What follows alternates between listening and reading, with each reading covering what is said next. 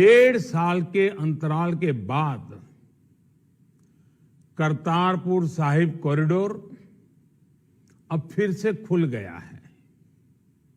साथियों, गुरु नानक जी ने कहा है, बीच दुनिया सेवी कमाइए त दरगिही बेसन पाइए।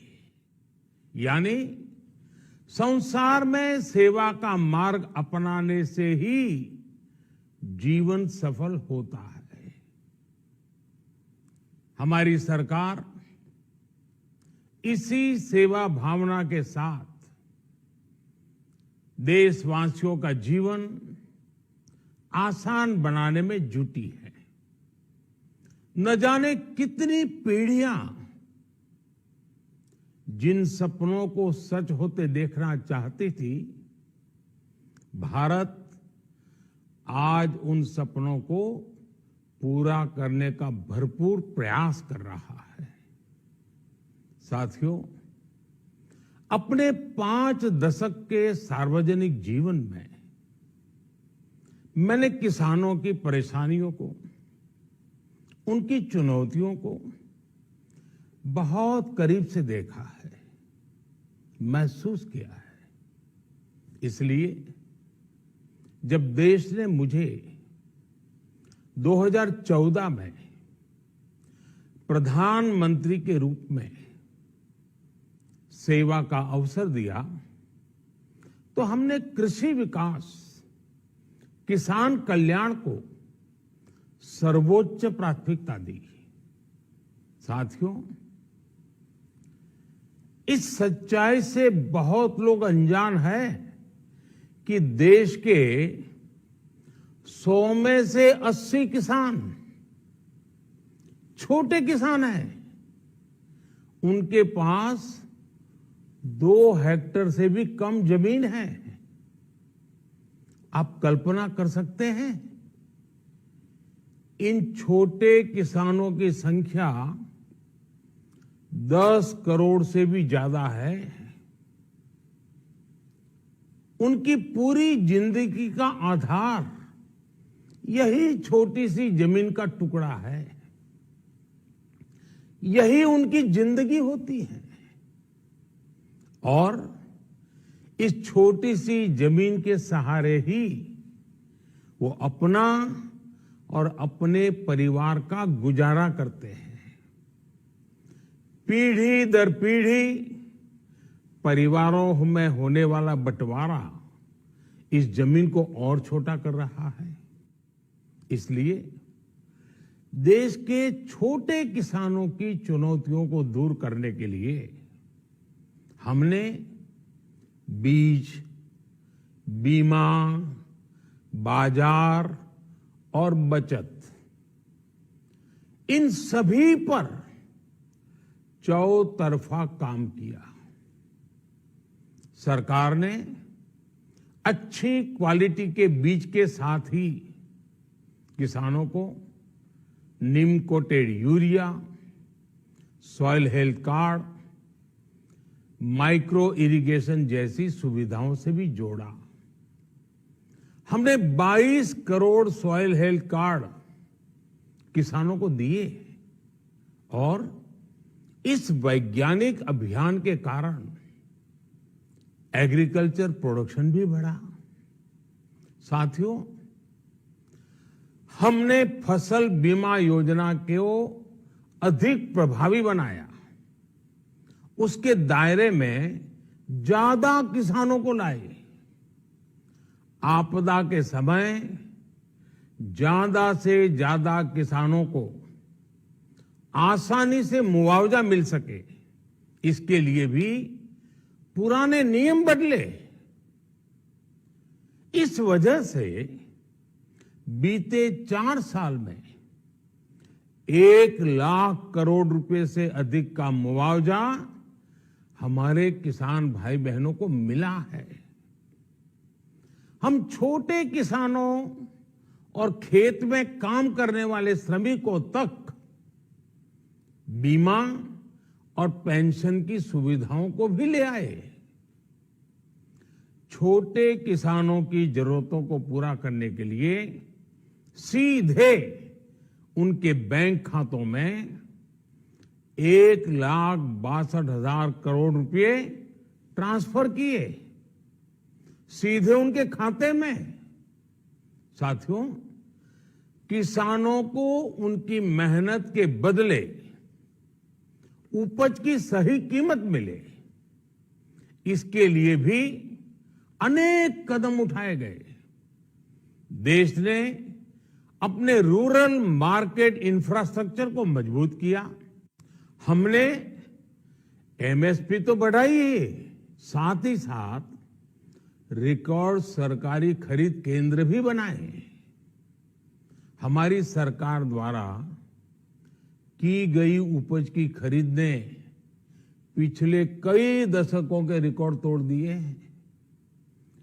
देश की 1,000 से ज्यादा मंडियों को ई नाम योजना से जोड़कर हमने किसानों को कहीं पर भी अपनी उपज बेचने का एक प्लेटफॉर्म दिया। और इसके साथ ही देश भर की कृषि मंडियों के आधुनिकीकरण पर भी हमने करोड़ों रुपए खर्च किए। साथियों, आज केंद्र सरकार का कृषि बजट पहले के मुकाबले 5 गुना बढ़ गया है। हर वर्ष 1.25 लाख करोड़ रुपए से अधिक कृषि पर खर्च किए जा रहे हैं।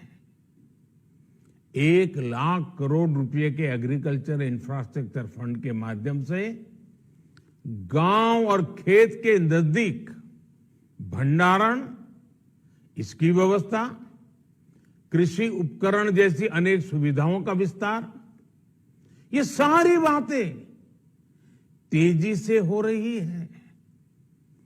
छोटे किसानों की ताकत बढ़ाने के लिए 10,000 एफपीओ किसान उत्पादक संगठन बनाने का अभियान भी जारी है। इस पर भी करीब 7,000 करोड़ रुपए खर्च किए जा रहे हैं। माइक्रो इरिगेशन फंड के आवंटन को भी 2 गुना करके 10,000 करोड़ रुपए कर दिया गया है। हमने क्रॉप लोन भी 2 गुना कर दिया, तो इस वर्ष 16 लाख करोड़ रुपए हो जाएगा। अब पशुपालकों को मछली पालन से जुड़े हमारे किसानों को भी किसान क्रेडिट कार्ड का लाभ मिलना शुरू हो गया है।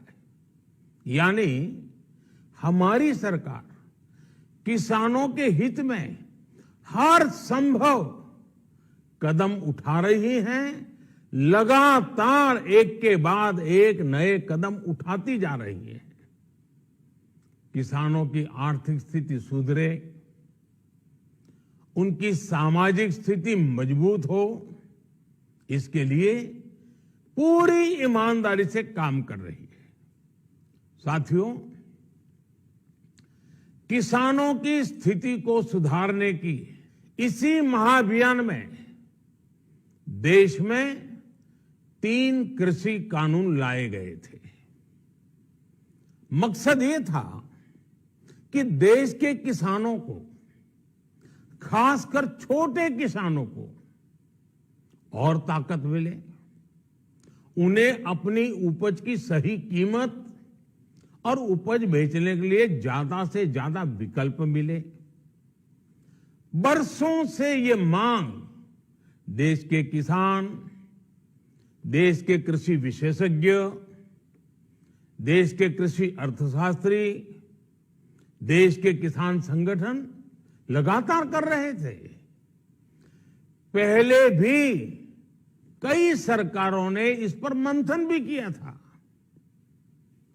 इस बार भी संसद में चर्चा हुई, मंथन हुआ और ये कानून लाए गए। देश के कोने कोने में कोटि कोटि किसानों ने, अनेक किसान संगठनों ने इसका स्वागत किया, समर्थन किया। मैं आज उन सभी का बहुत बहुत आभारी हूं, धन्यवाद करना चाहता हूं। साथियों, हमारी सरकार किसानों के कल्याण के लिए, खासकर छोटे किसानों के कल्याण के लिए, देश के कृषि जगत के हित में, देश के हित में, गांव गरीब के उज्जवल भविष्य के लिए पूरी सत्यनिष्ठा से, किसानों के प्रति पूर्ण समर्पण भाव से, नेक नियत से ये कानून लेकर आई थी। लेकिन इतनी पवित्र बात, पूर्ण रूप से शुद्ध किसानों के हित की बात, हम अपने प्रयासों के बावजूद कुछ किसानों को समझा नहीं पाए। भले ही किसानों का एक वर्ग ही विरोध कर रहा था, लेकिन फिर भी ये हमारे लिए महत्वपूर्ण था। कृषि अर्थशास्त्रियों ने, वैज्ञानिकों ने, प्रगतिशील किसानों ने भी उन्हें कृषि कानूनों के महत्व को समझाने का भरपूर प्रयास भी किया। हम पूरी विनम्रता से, खुले मन से उन्हें समझाते रहे। अनेक माध्यमों से व्यक्तिगत और सामूहिक बातचीत भी लगातार होती रही। हमने किसानों की बातों को, उनके तर्क को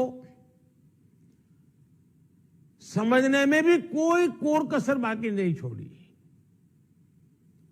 कानून के जिन प्रावधानों पर उन्हें ऐतराज था, सरकार उन्हें बदलने के लिए भी तैयार हो गई। 2 साल तक हमने इन कानूनों को सस्पेंड करने का भी प्रस्ताव दिया। इसी दौरान ये विषय माननीय सर्वोच्च न्यायालय के पास भी चला गया। ये सारी बातें देश के सामने है, इसलिए मैं इनके अधिक विस्तार में नहीं जाऊंगा। साथियों, मैं आज देशवासियों से क्षमा मांगते हुए सच्चे मन से और पवित्र हृदय से कहना चाहता हूं कि शायद हमारी तपस्या में ही कोई कमी रही होगी, जिसके कारण दिए के प्रकाश जैसा सत्य कुछ किसान भाइयों को हम समझा नहीं पाए। आज गुरु नानक देव जी का पवित्र प्रकाश पर्व है। ये समय किसी को भी दोष देने का नहीं है।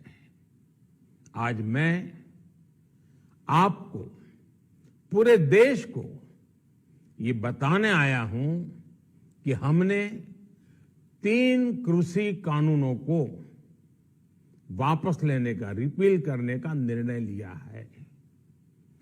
इस महीने के अंत में शुरू होने जा रहे संसद सत्र में, इसी महीने में, हम 3 कृषि कानूनों को रिपील करने की संवैधानिक प्रक्रिया को पूरा कर देंगे। साथियों, मैं आज अपने सभी आंदोलनरत किसान साथियों से आग्रह कर रहा हूं, आज गुरु पर्व का पवित्र दिन है। अब आप अपने अपने घर लौटे, अपने खेत में लौटे, अपने परिवार के बीच लौटे।